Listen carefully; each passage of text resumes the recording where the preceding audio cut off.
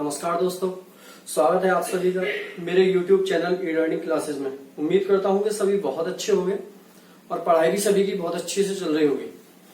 दोस्तों, आज मैं आपके लिए ज्योग्राफी का पार्ट लेकर हाजिर हूं, जिसमें देखोगे ज्योग्राफी वाले पार्ट में हमने रिवर सिस्टम को शुरू किया है और इस रिवर सिस्टम में मैंने आपको Ganga river system, Yamuna river system, Brahmaputra river system की बात कर ली है। आज हम जिस रिवर सिस्टम की बात करेंगे उसका नाम होगा सिंधु रिवर सिस्टम। सही ना, इंडस रिवर सिस्टम जिसको हम बोल सकते हैं। सिंधु नदी को एक्चुअल में इंडस रिवर के नाम से जाना जाता है। तो आज इसकी पूरी बात करेंगे, जितनी भी इसमें मैक्सिमम चीजें हो सकती हैं जो पेपर में आने की संभावना होती है, वो सारी इसमें इंफॉर्मेशन की बात करेंगे। ठीक है, तो जितने दोस्त जुड़े हुए हैं, नए जुड़े हुए हैं, चैनल को सब्सक्राइब कर लो और बेल आइकन को भी प्रेस कर दो, जिससे कि नोटिफिकेशन आता रहे। और देखोगे जितने भी सब्जेक्ट है मैं यहाँ पर आपके लिए सब पढ़ाऊंगा और ये कोशिश करूंगा कि आपका इस तरीके से पढ़ाया जाए कि पेपर में जितना भी आप ज्योग्राफी का पोर्शन पढ़ो, हिस्ट्री का या पॉलिटी का, सारे के सारा पेपर में आपको मिलने चाहिए वहां से क्वेश्चन। ठीक, तो चलो आज हम बात करेंगे दोस्तों इंडस वैली इंडस रिवर या सिंधु नदी की। देखना, सिंधु नदी की बात करने से पहले, इससे पहले कि हम इसकी मैपिंग या फ्रेमिंग करें, उससे पहले इसके बारे में थोड़े से हम फैक्ट की बात करेंगे। सिंधु नदी, तो सबसे पहले हम बात करेंगे सिंधु रिवर के बारे में दोस्तों, कि सिंधु नदी का नाम सिंधु पड़ा कैसे, मतलब इसको इंडस कैसे बोला गया नदी को। तो देखोगे यहाँ पर सबसे पहले इस नदी के पास के जो और पास रहते थे लोग, तो इन लोगों को, या इस नदी की बात कर रहे हैं हम प्रॉपर, तो इस नदी को ईरान के लोगों ने, कहा कि ईरान के लोगों ने सबसे पहले इस नदी को हिंदुस कहा था। क्या कहा था? हिंदुस।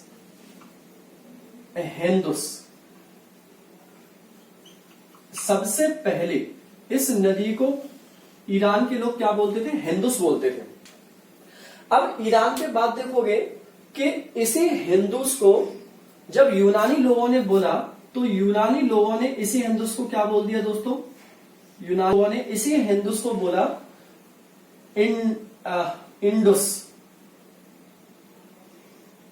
इंडुस। ठीक है, इन्होंने क्या बोल दिया? इसको इंडुस बोल दिया, इंडुस, इस तरीके से। और इसी इंडुस को आगे जब रोम के लोगों ने बोला, तो रोम के लोगों ने इसे इंडस बोल दिया। क्या बोल दिया? इंडस बोल दिया। तो इस तरीके से इसका नाम क्या पड़ा दोस्तों? इंडस रिवर यहां पर नाम पड़ा इसका। तो पहले तो हमने ये देखा कि इसका नाम कैसे पड़ा। पहले इसको हिंदुस बोला गया, फिर इंडुस बोला गया, फिर इसको इंडस बोला गया, तो इस तरीके से नाम पड़ा। अब देखो इसके तंत्र की बात करें हम, सिंधु रिवर पूरा तंत्र है। ये एक तरीके से कहा जाए तो विश्व के बड़े तंत्रों में भी इसका नाम आता है। विश्व में जितने भी बड़े बड़े रिवर तंत्र हैं उसमें सिंधु रिवर तंत्र का भी नाम आता है। तो स्टार्टिंग करते हैं, मैप के थ्रू इन चीजों को समझेंगे, कहां से नदी निकली हुई है, कहां से कैसे है, सारी चीजों को समझेंगे।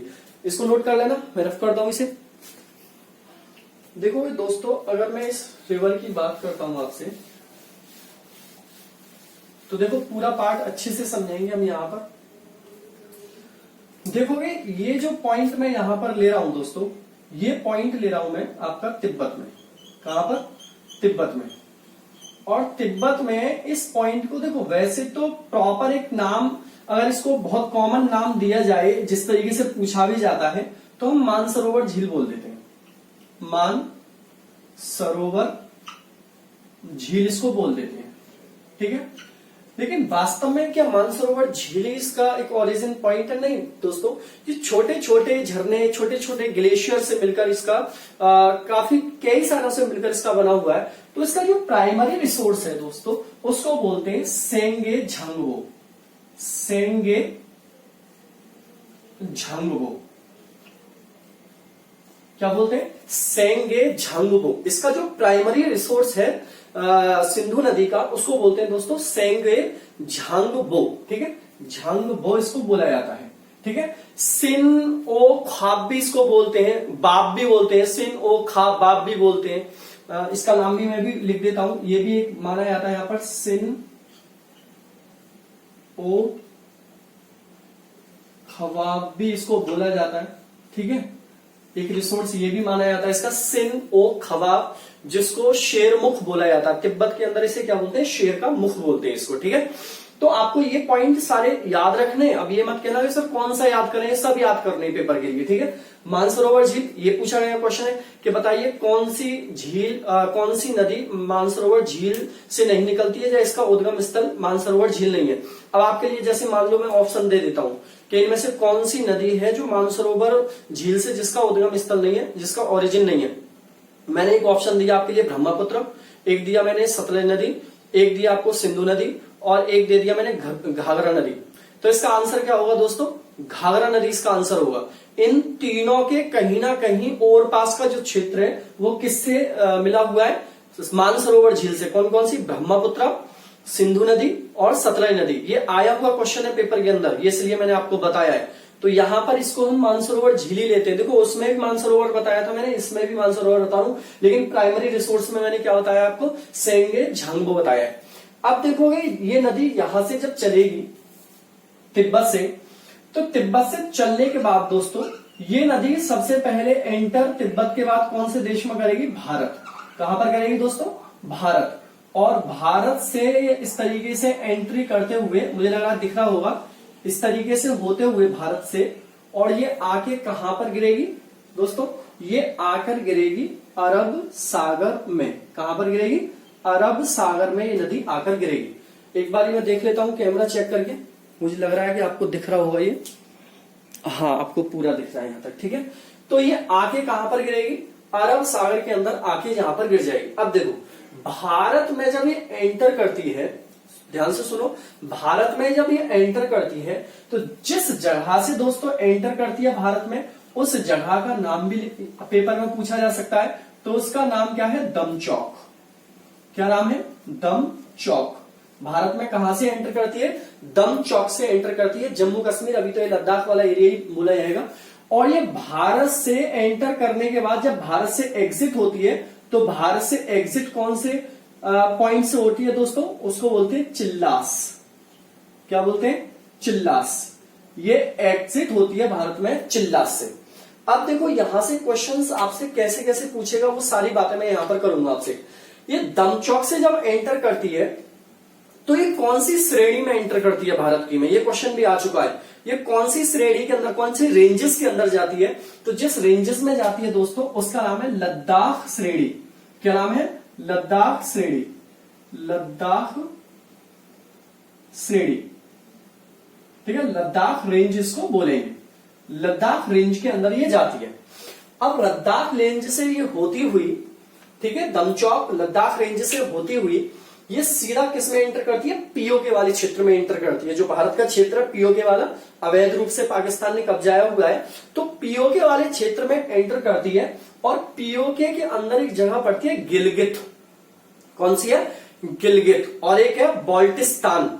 और अभी आपने देखा होगा कि बाल्टिस्तान का हमने वो बता दिया है, मौसम बता दिया है कैसा है, तो पाकिस्तान में हलचल मच गई है। बस हमने अभी तो मौसम ही बताया, और आगे होगा तो पता नहीं क्या होगा। तो ये बाल्टिस्तान और गिलगित, मैं जितने पॉइंट आपको बोलूंगा दोस्तों नोट करोगे सारी चीजों को, ठीक है। बाल्टिस्तान और गिलगित से होती हुई, और चिल्लास ये लास्ट पॉइंट रहेगा, जम्मू कश्मीर से होती हुई पाकिस्तान में ये चली जाएगी। और पाकिस्तान में ये होती हुई पख्तूनख्वा, या फिर पाकिस्तान में और भी कई इंपॉर्टेंट, जैसे हैदराबाद, पाकिस्तान के अंदर हैदराबाद भी पड़ता है। और लास्ट में कहां पर दोस्तों, ये कराची। कहां पर, कराची। कराची, कराची से होती हुई ये कहां पर गिरेगी, अरब सागर में गिर जाएगी। तो इसका प्राइमरी क्या होगा, एंड पॉइंट होगा इसका अरब सागर। अरब सागर इसका प्राइमरी एंड पॉइंट होगा। और जबकि इसका सेकेंडरी एंड पॉइंट क्या माना जा सकता है, उसको हम क्या बोल सकते हैं, सर क्रीक। Sir creek. लेकिन प्राइमरी में आप क्या लोगे दोस्तों, अरब सागर ही लोगे कि अरब सागर में जाकर गिर जाती है। और सेकेंडरी की बात करेंगे, इसका जल कहां तक जा रहा है, तो सर क्रीक तक भी जाता है, ठीक है। एक तो ये वाली बात आई। अब दूसरी बात आती है दोस्तों, इसकी लंबाई कितनी है। तो लंबाई की अगर बात करें हम सिंधु नदी की, तो इसकी लंबाई है 2880 किलोमीटर। कितनी है, 2880 किलोमीटर की लेंथ है सिंधु नदी की। अब देखो एक बार क्वेश्चन पेपर में क्या पूछा गया था, बताइए दो नदियां कौन सी ऐसी हैं जिनकी लंबाई 2900 किलोमीटर है। दो नदियां कौन सी ऐसी हैं जिनकी लंबाई 2900 किलोमीटर है? तो 2900 किलोमीटर की लंबाई में जो नदियां ली जाती हैं वो ब्रह्मपुत्र और सिंधु नदी ली जाती हैं। ब्रह्मपुत्र और सिंधु नदी, ये आया हुआ क्वेश्चन है। वैसे एग्जैक्ट मैं लेंथ बता रहा हूं आपके लिए, कितनी है? 2880 किलोमीटर है। और भारत में दोस्तों इसकी लेंथ कितनी है? भारत के अंदर, इंडिया में इसकी लेंथ कितनी है? तो इंडिया में अगर लेंथ की बात की जाएगी दोस्तों, तो इंडिया में इसकी लेंथ 709 किलोमीटर है। कितनी है? 709 किलोमीटर की लेंथ इंडिया के अंदर इसकी है। देखो यहां तक की बात हुई। अब देखोगे ये सिंधु नदी जो आके गिर रही है, इसका जल क्षेत्र काफी बड़ा है और इस जल क्षेत्र को लेकर काफी विवाद रहता है।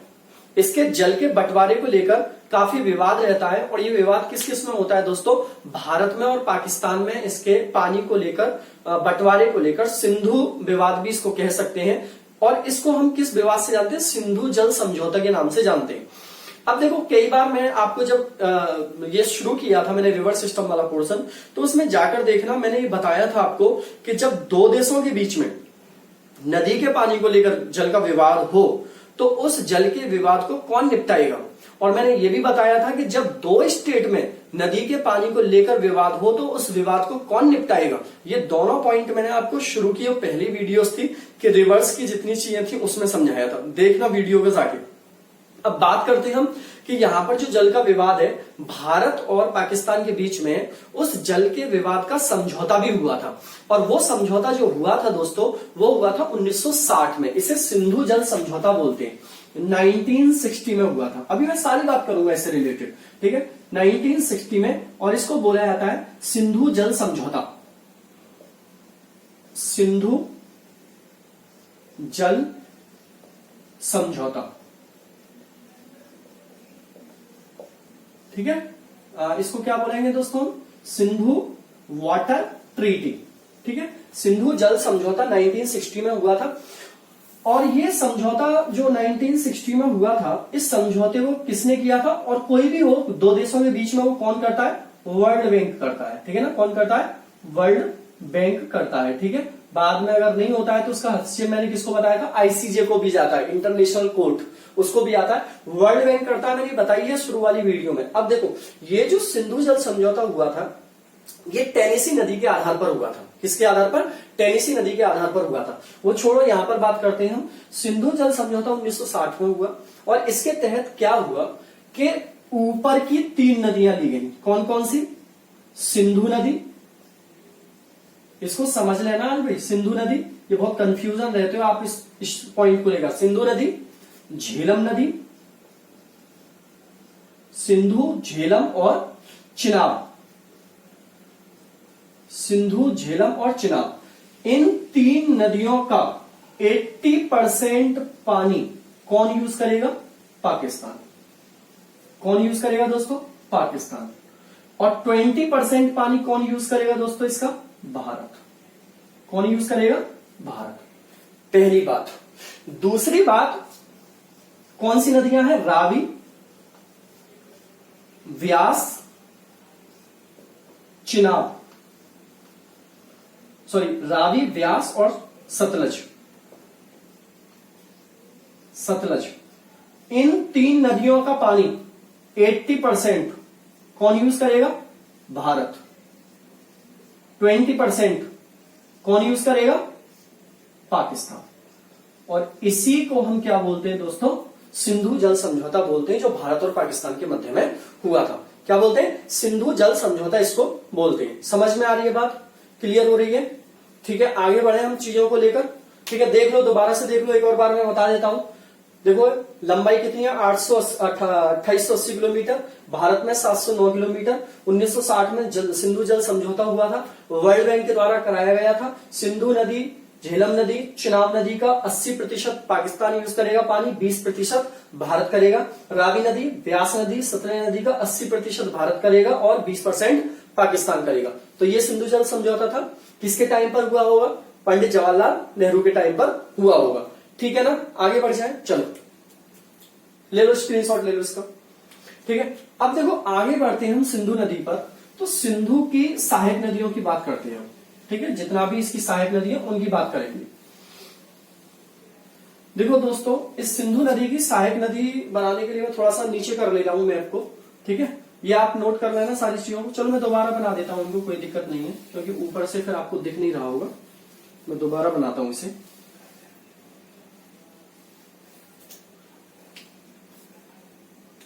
यहां से ले लेते हैं, ठीक है। और इस तरीके से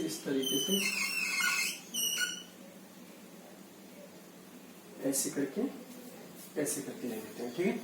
अब देखोगे सहायक नदियों में, देखोगे ये पॉइंट है इसके, वो नोट कर लेना आप लोग। सेन गे झांगवो, ठीक है, और सिन ओ ख्वाबाब, ठीक है ना। इसे शेरमुख कहते हैं, शेरमुख तिब्बत के अंदर, ठीक है।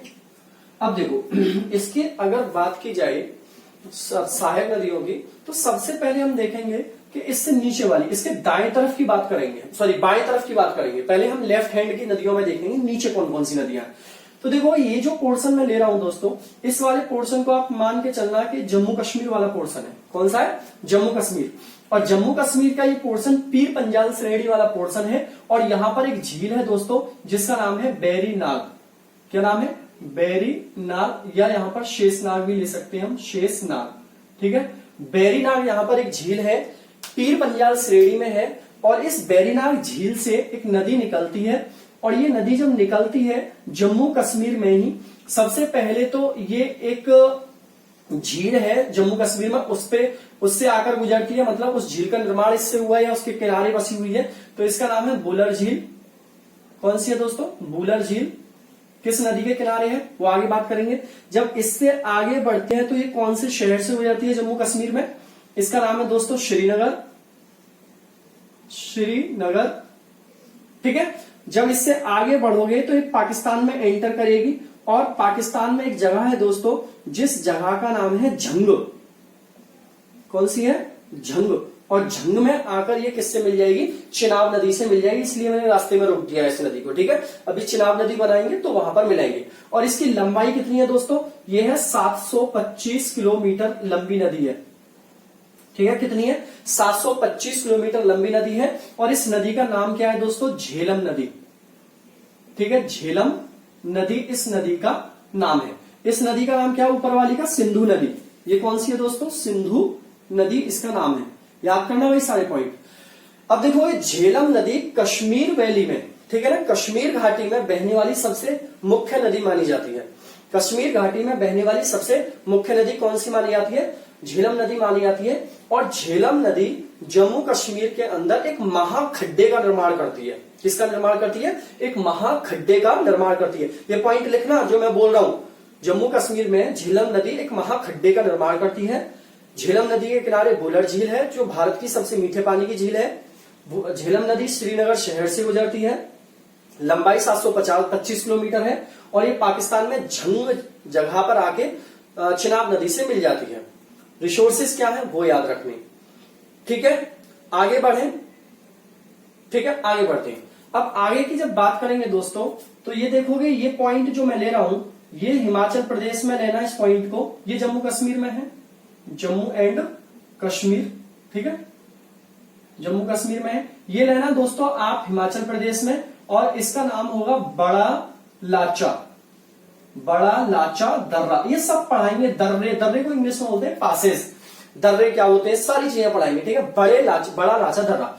अब इस बड़ा लाचा दर्रा से देखोगे दो नदियां निकलती हैं पहली, ठीक है, छोटी छोटी सी दो नदियां निकलती हैं। एक नदी का नाम है चंद्र और एक नदी का नाम है भागा। क्या नाम है दोस्तों?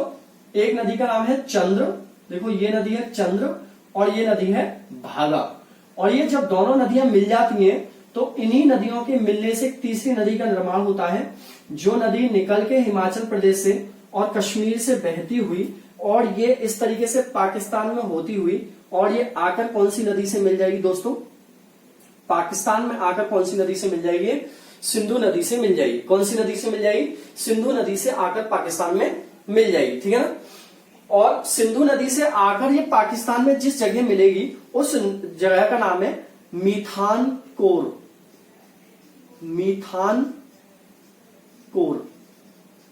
ठीक है, अभी मैं बताऊंगा और इसके बारे में थोड़ी सी बात करेंगे। मिथानकोट लिख देना, ठीक है ना, इसे मिथानकोट, मिथानकोट में आके मिलेगी, आगे बात करेंगे इसकी अभी। अब देखो ये नदी जो चली है दोस्तों, इस नदी को हमने नाम क्या दिया, चिनाब नदी। कौन सी है ये, चिनाब नदी। चिनाब, यहां भी लिख देता हूं मैं चिनाब, चिनाब नदी इसका नाम है दोस्तों। और इसकी जो लेंथ है टोटल वो 960 किलोमीटर की है, ठीक है, 960 किलोमीटर की है। कहीं कहीं 1180 भी लिखी होती है, लेकिन मैं एग्जैक्ट वाली बता रहा हूं, ये चंद्र और भागा को। हाँ, अब ये ध्यान रखना कि इस नदी को हिमाचल प्रदेश में चंद्रभागा नदी कहते हैं। चिनाब नदी को हिमाचल प्रदेश में चंद्रभागा नदी कहते हैं। और जितनी भी नदियां यहां पर अभी मैं बनाने वाला हूं नीचे वाली साइड में, उन सब में सबसे तेज बहाव किस नदी का, चिनाब नदी का। चिनाब नदी का फ्लो बहुत तेज है, बहुत स्पीड के साथ ये नदी बहती है। ये पॉइंट लिखने सारे के सारे आपको, ठीक है। आगे बढ़ोगे तो यही हिमाचल प्रदेश में दोस्तों एक और मैं पॉइंट लूंगा आपके लिए, ये हिमाचल प्रदेश यहां पर लिख देना। हिमाचल प्रदेश में एक और पॉइंट लूंगा और इस पॉइंट का नाम होगा रोहतांग दर्रा, रोहतांग दर्रा। और ये हिमाचल प्रदेश में होगा। इस रोहतांग दर्रे से नदी निकलेगी दोस्तों, और ये नदी निकल के बहती हुई ये नदी, ठीक है, आके कहां पर मिलेगी, पाकिस्तान में आकर किस नदी से मिल जाएगी, चिनाब नदी से मिल जाएगी, ठीक है। और इस नदी का नाम क्या है दोस्तों, रावी नदी है। क्या नाम है, रावी नदी है, ठीक है। और रावी नदी की बात की जाए तो रावी नदी के किनारे पाकिस्तान में हड़प्पा सभ्यता, हड़प्पा शहर सबसे पहले खोजा गया था। मैंने हिस्ट्री में भी आपको पढ़ाया हुआ है। इसकी लंबाई की बात करोगे दोस्तों तो इसकी लंबाई है 720 किलोमीटर। कितनी है, 720 किलोमीटर, ठीक है। थोड़ा सा आगे और बढ़ेंगे दोस्तों।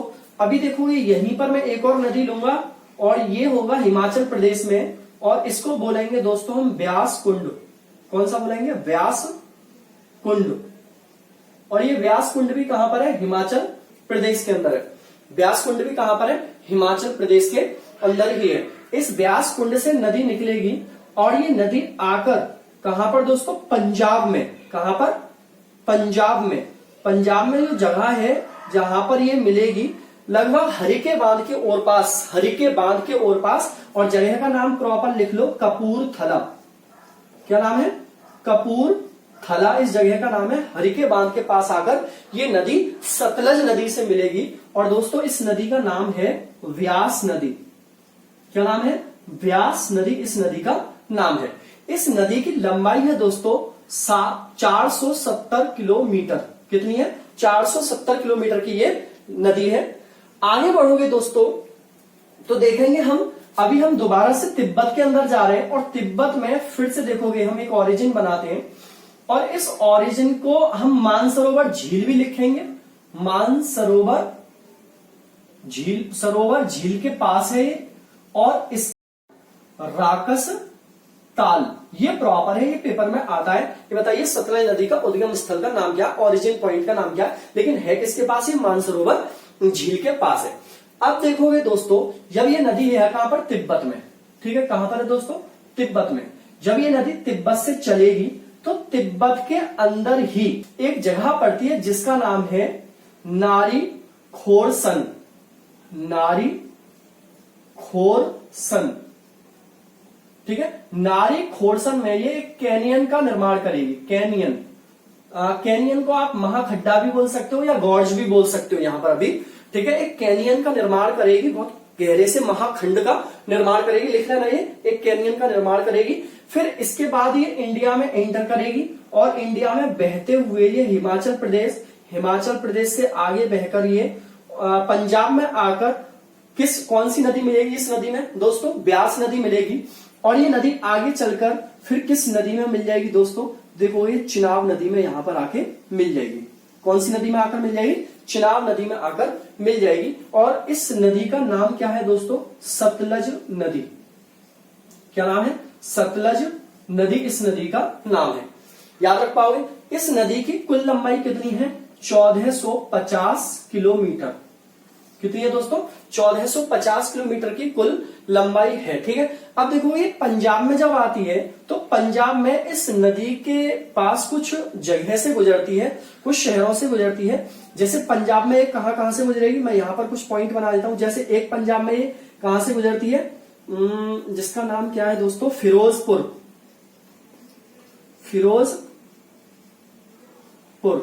एक जगह का नाम क्या है दोस्तों, लुधियाना। देखो हरि के बांध इसी पे बना हुआ। मैं बांधों की बात आराम से एक पूरी क्लास लूंगा, अभी यहां पर पढ़ाएंगे बांध तो बहुत लंबी क्लास हो जाएगी, फिर अधूरी सी छूट जाती है। पहले रिवर की बात करेंगे, बांध फिर एक क्लास में जो भी है स्टेट के अंदर स्टेट बाय स्टेट बात करेंगे तो उनके अंदर बात करेंगे। ठीक है, तो देखोगे सतलज नदी कौन कौन से शहर है इसके किनारे, लुधियाना है, फिरोजपुर है, कपूरथला पर ये दोनों नदियां आके मिल जाती हैं हरि के बांध के पास। 1450 किलोमीटर की लंबाई है। सतलज नदी इसका नाम है। नारी खोरसन तिब्बत में है और कैनियन का निर्माण करती है। राकस ताल से इसका ये होता है। अब ये नदियां कितनी हो गई टोटल मिलके दोस्तों, 5। कितनी हो गई, ये 5 हो गई। देखोगे झेलम, चिनाब, रावी, व्यास और सतलज, ये 5 नदियां हो गई। और ये 5 नदियां अब आके कहां पर मिलेंगी, मिठानकोट पाकिस्तान में मिलेंगी। और इन्हीं को हम क्या बोलते हैं, फिर पंच नद के नाम से जानते हैं। किस नाम से जानते हैं, पंच नद के नाम से इनको जाना जाता है दोस्तों। और इन्हीं पंचनद से मिलकर पंजाब का निर्माण हुआ है। इन्हीं पंचनद से मिलकर पंजाब का निर्माण हुआ है। देखो इनका नाम अगर आप इतिहास में जाओगे तो अलग है। जैसे इसका नाम क्या है, वितिस्ता है। ठीक है, झेलम नदी को क्या बोलते हैं, वितिस्ता नदी बोलते हैं। चिनाब नदी को क्या बोलते हैं, अस्किनी नदी बोलते हैं। जैसे रावी नदी को क्या बोलते हैं, पौरुषी नदी बोलते हैं। ब्यास नदी को क्या बोलते हैं दोस्तों, विपासा नदी बोलते हैं। ठीक है ना, या सतलज नदी को क्या बोलते हैं, सुताद्री नदी बोलते हैं। तो इनके नाम है, ठीक है, इन्हीं से मिलकर किसका निर्माण हुआ है, पंजाब का निर्माण हुआ है। इसलिए उसको 5 नदियों से मिलकर बना हुआ कहा जाता है। तो मेरे ख्याल से इधर वाला आपको पोर्शन पूरा समझ में आ गया होगा। क्लियर है भाई, ये बहुत इंपॉर्टेंट है इधर वाला। ये नदियां जो आपको बाएं सिरे से मिली है बहुत इंपॉर्टेंट नदियां हैं। क्लियर हो गया, स्क्रीनशॉट ले लो इसका एक बारी। चलें आगे बढ़े, थोड़ा सा पोर्शन और है इसमें। अब देखोगे इसमें कुछ नदियों के नाम और लिख लोगे जो बाएं सिरे से मिलती हैं। जैसे यहां मैं नहीं बनाऊंगा नदियों को, सिर्फ नाम लिखवा दूंगा कि बाईं ओर से मिलने वाली, बाईं ओर से मिलने वाली जो नदियां हैं उनमें और कौन सी हैं। तो उसमें एक नदी का नाम है दोस्तों जास्कर नदी, एक का नाम है सुरू नदी और एक का नाम है सुन नदी। लिख लो भाई। ये देखो बाईं ओर से अब टोटल नदियों की बात की जाए तो बाईं ओर से टोटल नदियां जो मिलने वाली हैं उनकी बात करें तो जास्कर नदी, सुरू नदी, सुन नदी, इसके अलावा झेलम नदी, चिनाब नदी, रावी नदी, ब्यास नदी और सतलज नदी। ये सबके सब क्या हो गई, सहायक नदियां हो गई किसकी, सिंधु नदी की। बाईं ओर से लेफ्ट से सिंधु की सब सहायक नदियां हो गई, ट्रिब्यूटरी रिवर हो गई। अब ये 5 ही नदियां है ना, इन 5 नदियों को, ये वाली जो 5 नदियां, इन 5 नदियों को सिंधु नदी की उपनदी भी कहा जाता है। सिंधु नदी की सब रिवर जिनको बोल सकते हैं, ठीक है ना, उपनदी भी कहा जाता है। अगर देखो दोस्तों ऊपर से बात की जाए कि ऊपर में नदियां कौन सी है, मैं वैसे ही आपके लिए यहां पर बना देता हूं कि वैसे मैं अलग से लिखवा दूंगा। तो एक नदी है जिसका नाम है श्योक नदी। कौन सी है, श्योक नदी, ठीक है, श्योक नदी। ठीक, आगे बढ़ोगे तो एक और नदी है यहां पर जिसका नाम है गिलगित नदी। कौन सी है, गिलगित नदी। आगे बढ़ोगे तो फिर कौन सी है दोस्तों, फिर है स्वात नदी,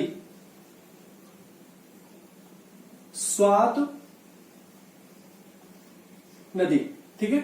फिर आगे बढ़ोगे तो कौन सी है, काबुल नदी।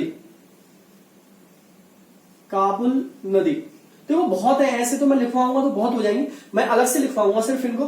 फिर आगे बढ़ोगे तो कौन सी है यहां पर, कुर्रम नदी। अब इसमें आएंगी भी नहीं तो इसलिए मैं कहूंगा कि अब ऐसे डालना, दाईं ओर से सिंधु नदी में मिलने वाली नदियों के नाम, ऐसे हेडिंग डालना, दाईं ओर से सिंधु नदी में मिलने वाली नदियों के नाम जो सहायक नदी हैं। अब उनके नाम मैं एक तरफ से लिख देता हूं, बाईं ओर की आपने सब लिख ली है, दाईं ओर की और लिख लेती हूं। तो दाईं ओर से मिलने वाली नदियों में देखोगे जैसे मैंने लिखा हुआ है वहां पर श्योक नदी, फिर आपका गिलगित नदी, गिलगित नदी। एक और नदी है यहां पर हुंजा नदी, ये सब इंपॉर्टेंट है दोस्तों। हुंजा नदी, फिर आपका स्वात नदी, स्वात नदी, काबुल नदी, ठीक है, कुर्रम नदी, ठीक है। इसके बाद देखोगे तो गोमल नदी, गोमल नदी, ठीक है ना। फिर देखोगे कुनार नदी, और फिर देखोगे झोब नदी। तो ये नदियां हैं जो दाईं ओर से मिलती हैं, राइट हैंड से जो मिलती हैं। राइट हैंड वाली सिंधु नदी की सहायक नदियां कौन कौन सी हैं? श्योक नदी, गिलगित नदी, हुंजा नदी, स्वात नदी, काबुल नदी, कुर्रम नदी, गोमल नदी, कुनार नदी और झोब नदी। जबकि बाईं ओर से मिलने वाली, एक बार रिपीट करूंगा, बाईं ओर से कौन कौन सी मिलने वाली है? देखो, ये जास्कर नदी, सुरु नदी, सुन नदी, ओके, झेलम नदी, चिनाब नदी, रावी नदी, ब्यास नदी और सतलज नदी। हो गई ट्रिब्यूटरी कंप्लीट। इससे ज्यादा ट्रिब्यूटरी में कुछ नहीं पूछेगा, ठीक है। बहुत इंपॉर्टेंट है जो मैंने आपके लिए बताई है, इससे बाहर नहीं आएगा। अब एक इंपॉर्टेंट बात और लिख लो। एक इंपॉर्टेंट बात यह है कि जो सिंधु नदी है, जो सिंधु नदी है, ये पाकिस्तान की सबसे लंबी नदी है। सिंधु नदी पाकिस्तान की सबसे लंबी नदी है और पाकिस्तान की ये राष्ट्रीय नदी भी है। पाकिस्तान की नेशनल रिवर भी कौन सी है? सिंधु नदी ही पाकिस्तान की नेशनल रिवर है। ये बात हो गई कंप्लीट। एक छोटा सा पॉइंट और लास्ट में हम बता देता हूं मैं तुम्हारे लिए। जैसे देखोगे दोस्तों कि यहां पर जो मैंने नदियां बनाई हैं, ये वाली नदियां, तो इनके बीच का जो क्षेत्र है, ये वाली जो क्षेत्र है इनके बीच के, इन क्षेत्रों को हम क्या बोलते हैं? देखो, दो नदियों के बीच के क्षेत्रों को क्या बोलते हैं? दोआब बोलते हैं। जैसे देखोगे कि एक नदी यहां से चली और एक नदी यहां से चली, तो दोनों आके यहां पर मिली, तो इनके बीच का जो क्षेत्र होगा ना दोस्तों, इसे दोआब क्षेत्र बोलेंगे। तो इस दोआब क्षेत्र के नाम है यहां पर। जैसे ये वाला दोआब क्षेत्र बन रहा है, ये वाला, ठीक है, तो इस वाले दोआब क्षेत्र का नाम है विष्ट दोआब, ठीक है ना। क्या नाम है दोस्तों?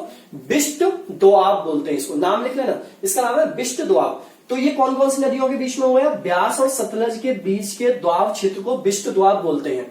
लिख लेना, ब्यास और सतलज नदी के बीच में जो दोआब क्षेत्र है उसका नाम विष्ट दोआब है। ऐसे ही ब्यास और रावी नदी, ये वाला ब्यास और रावी नदी के बीच के क्षेत्र को बारी, क्या बोलते हैं? बारी दोआब, बारी दोआब के नाम से जाना जाता है। किस नाम से जाना जाता है दोस्तों? बारी दोआब के नाम से जाना जाता है। वैसे आगे बढ़ोगे, रावी और चिनाब, रावी और चिनाब के बीच के क्षेत्र को रचना दोआब के नाम से जाना जाता है। रचना, ठीक है, किसके नाम से? रचना दोआब के नाम से जाना जाता है। वैसे आगे बढ़ोगे, चिनाब और झेलम के बीच के दोआब के क्षेत्र को झांस नाम से जाना जाता है, ठीक है ना, ऐसे करके झांस, झांस नाम से जाना जाता है। थोड़ा सा आगे और बढ़ेंगे कि झेलम और सिंधु नदी के बीच के दोआब के क्षेत्र को सिंधु दोआब कहा जाता है। कौन सा दोआब कहा जाता है? सिंधु दोआब इसको कहा जाता है। तो मुझे लगता है कि मैंने जितना आपके लिए बताया है सिंधु नदी में, वो इनफ होगा और इससे ज्यादा कुछ नहीं आने वाला है पेपर में। आप एक दो बार इसको अच्छे से पढ़ोगे, सब समझ में आ जाएगा।